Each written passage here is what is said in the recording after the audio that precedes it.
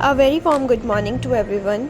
जैसा कि आपने पार्ट सेकंड में देखा था कि हम कौसानी पे पहुंच चुके थे, बट अभी हम जा रहे थे सुमित्रा नंदन पंत जी के जन्म स्थान में।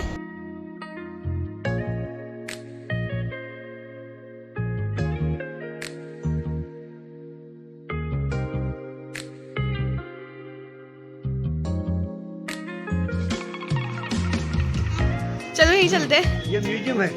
यही चलते पहले। पापा यहाँ आओ।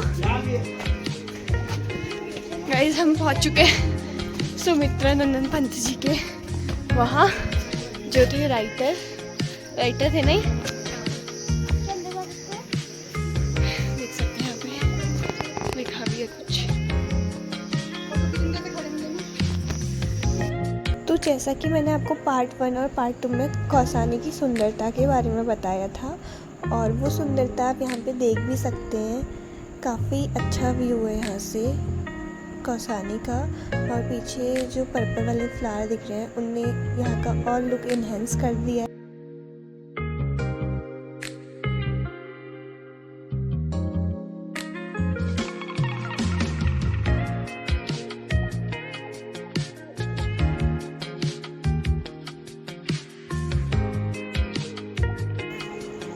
तो जो हमारे गाइड अंकल थे वो हमें सुमित्रा नंदन पंत जी के बारे में कुछ नॉलेज थे। शासनकाल में उनके पिताजी यहाँ सर्विस करते थे। हाँ। तब जाकर पंत जी इस घर में पैदा हुए 20 मई 1900। तो पैदा होते हुए इनका माँ का देहांत इसी घर में हो गया था 6 घंटे के बाद। तो इनका लालन पोषण जो किया था इनकी बुआ ने किया था। तब जाकर पंत जी ने प्राइमरी की शिक्षा यहीं कौसानी वर्नाकुलर स्कूल से किया था। अग्रिम शिक्षा के लिए अल्मोड़ा चले गए थे। इलाहाबाद से उन्होंने डिग्री प्राप्त की थी। इस घर पर पंत जी ने 7 साल की आयु से काव्य पाठ रचना लिखना शुरू किया था। बचपन का नाम था इनका गुसाई दत्त पंत, जो इनके पिताजी ने दिया था। क्या पंत था? गुसाई दत्त पंत। गुसाई दत्त। उसके बाद उत्तर प्रदेश प्रतापगढ़ में एक जगह का नाम है कालाकंकर यूपी। वहाँ के राजा थे कुंवर सुरेश सिंह दिनेश सिंह के बेटे। उनके साथ पंत जी ने अपनी रचनाएं लिखी थी 40। एक रूपा प्रतिथिका का संपादन किया। वो हमारे सामने आए नहीं अभी। एक 1950 से 1957 तक आकाशवाणी केंद्र में पश्चिमदाता के रूप में कार्य किया था इलाहाबाद में। और हिंदी साहित्य सर्जन के लिए इनको एक पुरस्कार मिले थे, जिसमें 1960 ईस्वी में कलाओ गुणाचार्य, 1961 ईस्वी में पद्म भूषण पुरस्कार, सुनो भारतीय ज्ञान पुरस्कार जो मिला 1968। अरे यार सुनो, चिदम्बरा पर मिला। उसके बाद पंत जी ने 1911 ईस्वी में भगवान श्री राम के भाई लक्ष्मण को अपना आदर्श मानते हुए अपना नाम सुमित्रा नंदन पंत रख लिया था। पंत जी आजीवन अभिभावक रहे, अपनी शादी नहीं की थी इन्होंने। एक दत्तक पुत्री को गोद लिया था वृद्धावस्था में। वो लड़की अभी जीवित है, वर्तमान समय दिल्ली में रहती है। उनका नाम है श्रीमती सुमिता जोशी। पंत जी के पिताजी का नाम था श्री गंगाधर पंत, माता जी का नाम है श्रीमती सरस्वती देवी। 3 भाई उनके बड़े थे। सबसे बड़े भाई हरदत्त पंत जी थे। दूसरे भाई थे देवीदत्त पंत। देश आज़ाद होने के बाद 1952 ईस्वी में पहले लोकसभा चुनाव में अल्मोड़ा जिले से सांसद रहे। तीसरे भाई थे रघुवर दत्त पंत। चौथे भाई पंत जी हुए, जो हिंदी छायावाद के प्रकृति के सुकुमार कवि रहे। हिंदी छायावाद के 4 स्तंभ थे: जयशंकर प्रसाद, सूर्यकांत त्रिपाठी, मीराला दी, कवि तेरी नरम महादेवी वर्मा, सुमित्रा नंदन पंत जी। पंत जी को प्रकृति के ही सुकुमार कवि कहा जाता है। इस घर में पंत जी का जन्मदिन हुआ था 20 मई 1900।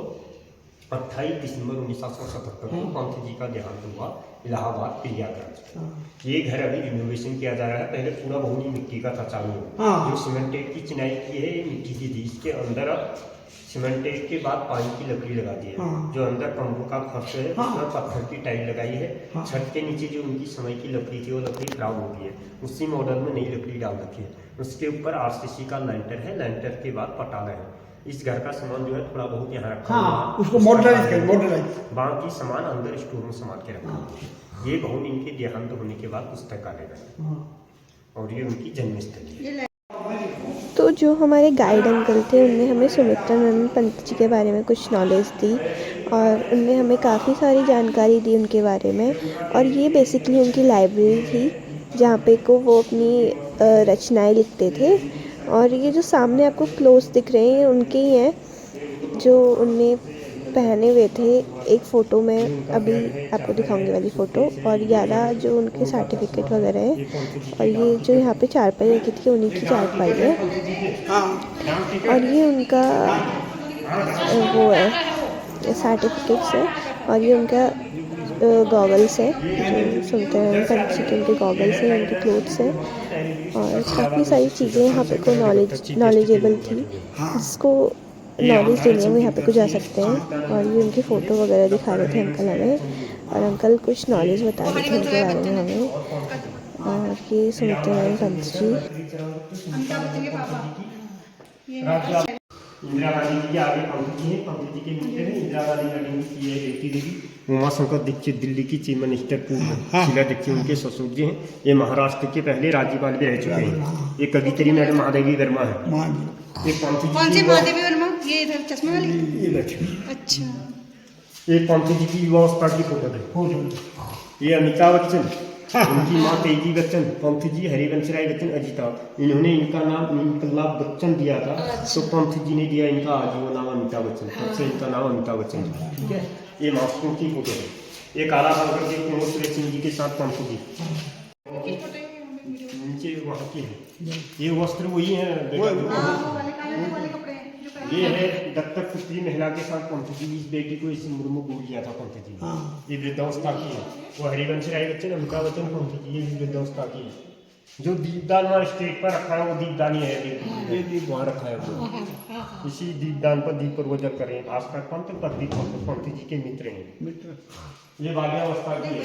ये शिमला मालरोड का चर्चा का निरीक्षण करते हुए राष्ट्रपति जी और पंत जी अन्य अधिकारी लोगों के साथ बचपन में अपनी बुआ की गोदी में बैठे शिशुअवस्था में।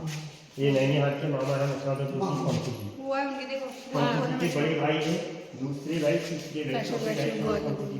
ये भाई है, देखिए ये बड़े भैया हैं, फिर ये छोटे भैया। ये बड़े भाई है। ये दूसरे भाई सांसद देवी दत्त पंत, तीसरे भाई रघुवर दत्त पंत, चौथे भाई लास्ट सोम हुआ है पंत जी वो, हुए। बचपन में फोटो में। ये पंत जी के पिताजी हैं गंगाधर पंत। हाँ,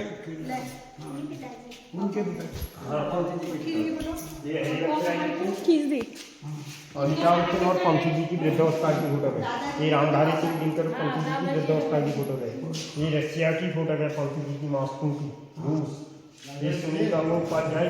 तो मैं आपको उनका बर्थ प्लेस दिखाती, बट वो बर्थ प्लेस में उनका कंस्ट्रक्शन वर्क चल रहा था, इस वजह से वो बर्थ प्लेस मैं आपको नहीं दिखा। हम जा रहे हैं, कहाँ जा रहे हैं मम्मी? हम गांधी आश्रम जा रहे हैं, जहाँ पर को गांधी जी रहे थे कौसानी में। वो अरे हम जा रहे हैं बोला, और मतलब सुमित्रानंदन पंत जी के हमने वहाँ पे को दर्शन कर लिए हैं। और जो मैंने आपको अभी वीडियो दिखाऊंगी वो लाइब्रेरी थी उनकी। हम जा रहे हैं अभी गांधी आश्रम जा रहे हैं। चलो फिर खड़ी चढ़ाई है, जैसे आपको पीछे दिख रहा होगा। पैर थक जा रहे हैं, बहुत ही मुश्किल है सफर। तो पापा पाएगी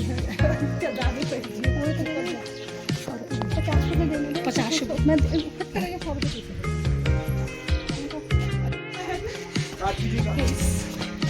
काफी टफ है। पापा को देख के बोतल कहाँ ट्रांसफर की है मैम? ओहो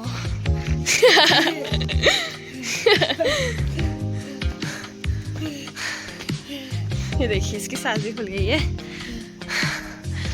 फुल तो मेरी भी गई है वैसे, इतनी खड़ी चढ़ाई में ऐसे को।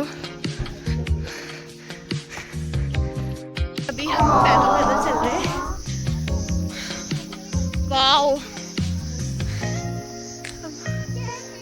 गाइस, जब मैं हल्द्वानी वापस जाऊंगी मैं बहुत काली हो जाऊंगी क्योंकि मैं इतनी धूप में घूम रही हूँ।